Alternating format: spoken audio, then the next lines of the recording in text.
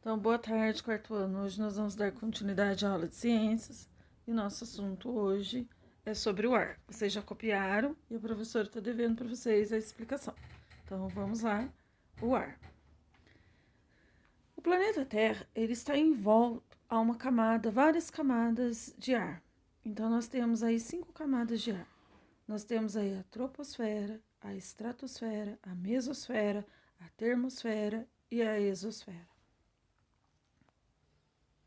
A troposfera corresponde à primeira camada da atmosfera, ou seja, é a que mais se aproxima da superfície terrestre, é onde tem mais quantidade de ar.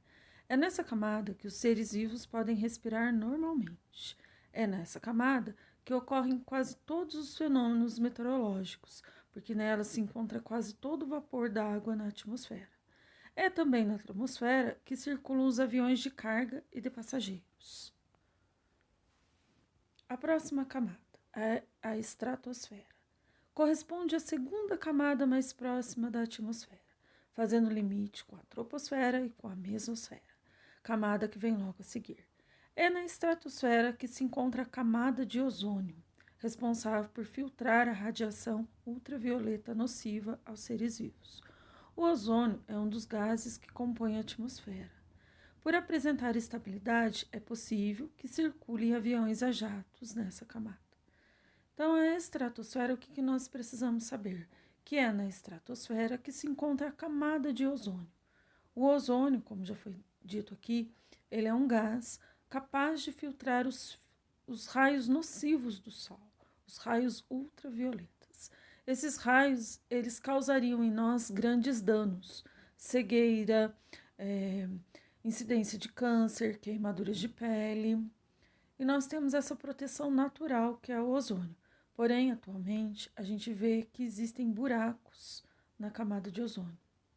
Uma das coisas que causavam, além da poluição, uma das coisas que causaram um buraco na camada de ozônio é um gás conhecido como CFC. Esse gás ele estava presente nos motores de geladeira e também nos sprays, qualquer tipo de spray que nós tínhamos antigamente.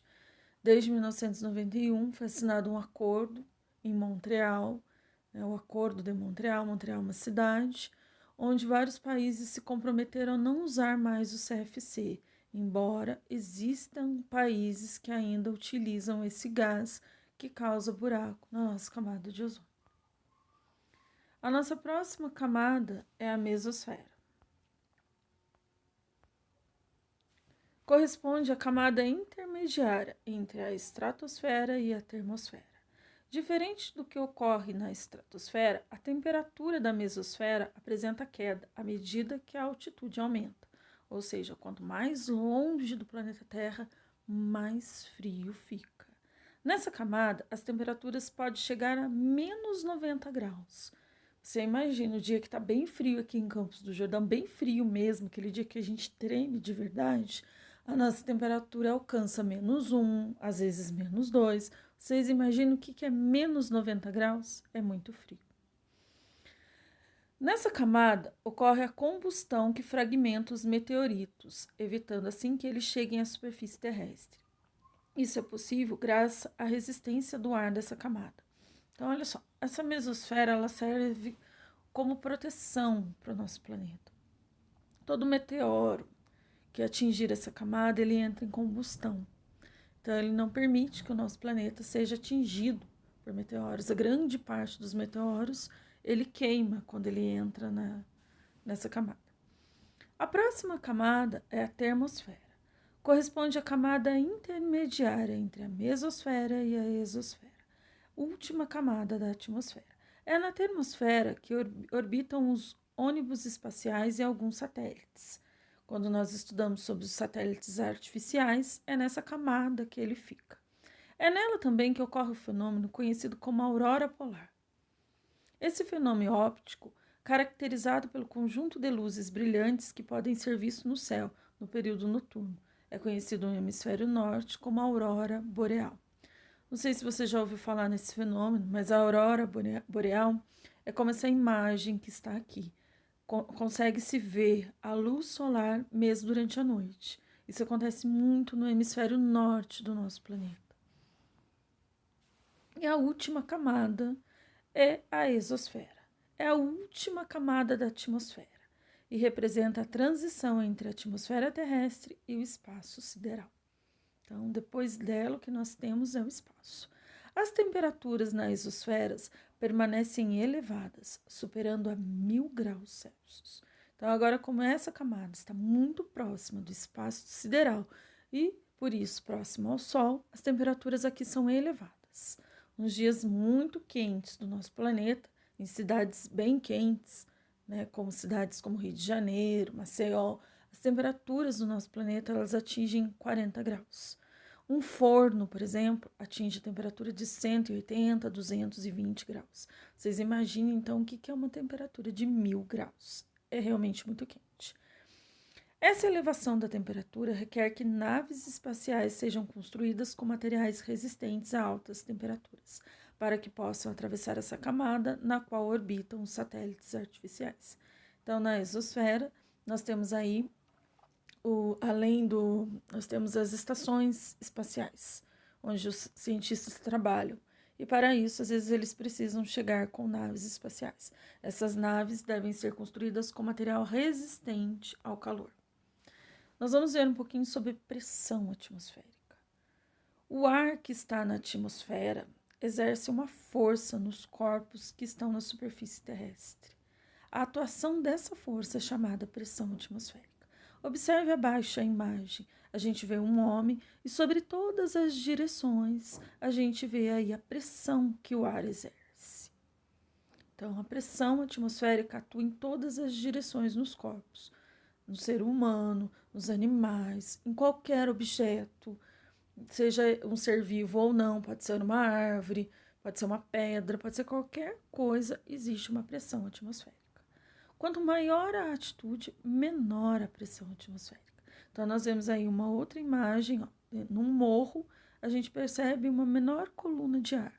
E agora, no nível do mar, no caso, a gente tem representação da cidade de São Paulo e da cidade de Santos. Santos fica no nível do mar, fica bem abaixo.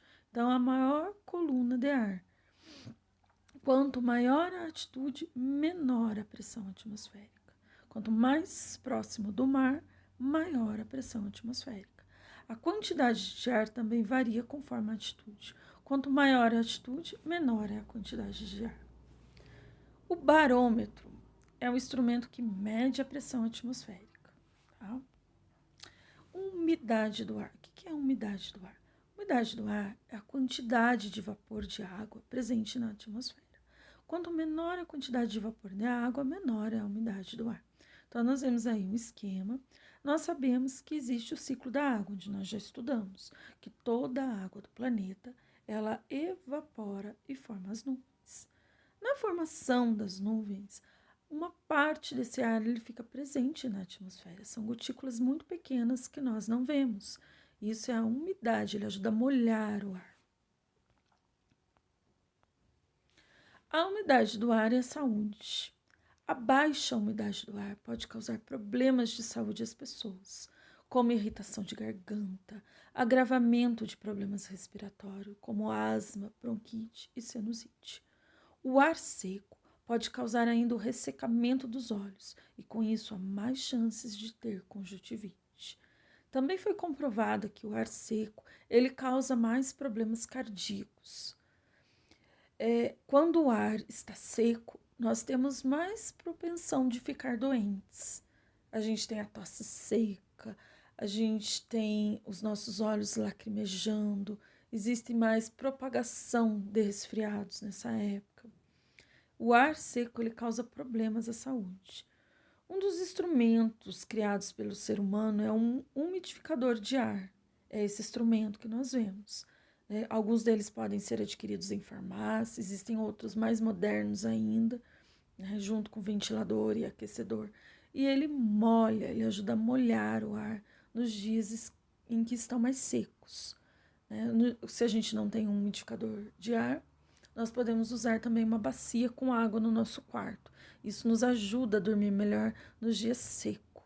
Agora, no inverno, aqui em Campos do Jordão, nós começamos agora com um tempo mais seco, onde a gente sabe que quase a presença de chuva agora não é tão comum quanto na primavera e no verão. Nós temos esses dias típicos. Hoje, por exemplo, hoje está um dia de céu azul, com o sol brilhando, né? E a umidade do ar ela fica um pouco mais baixa. Então, os dias que a gente tem um pouco mais de dificuldade para respirar, o ideal seria se a gente pudesse dormir ou com uma bacia de água no quarto ou uma toalha molhada também, para nos ajudar a respirar. Temperatura do ar. Nós sabemos que o ar ele varia.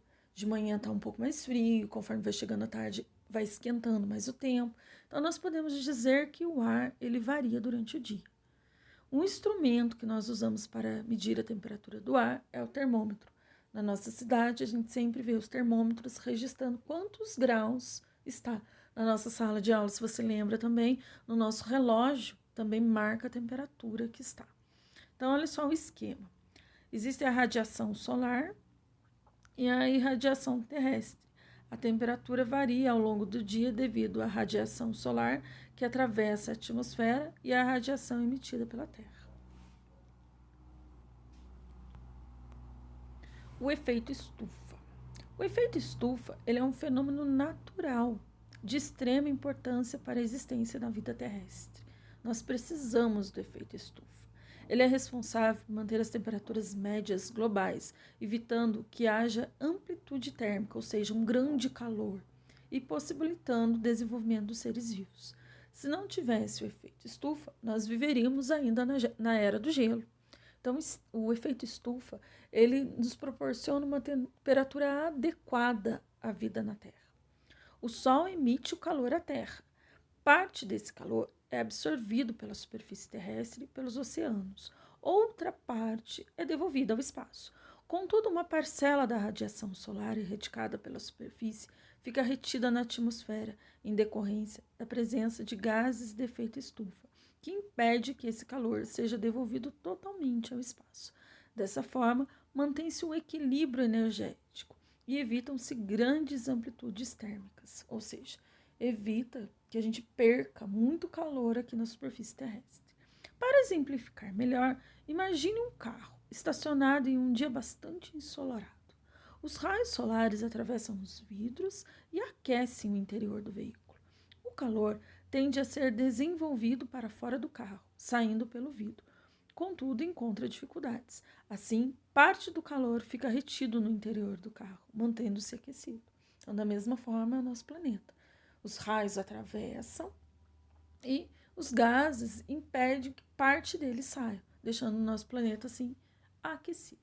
Então a gente vê aí uma imagem de como funciona o efeito estufa.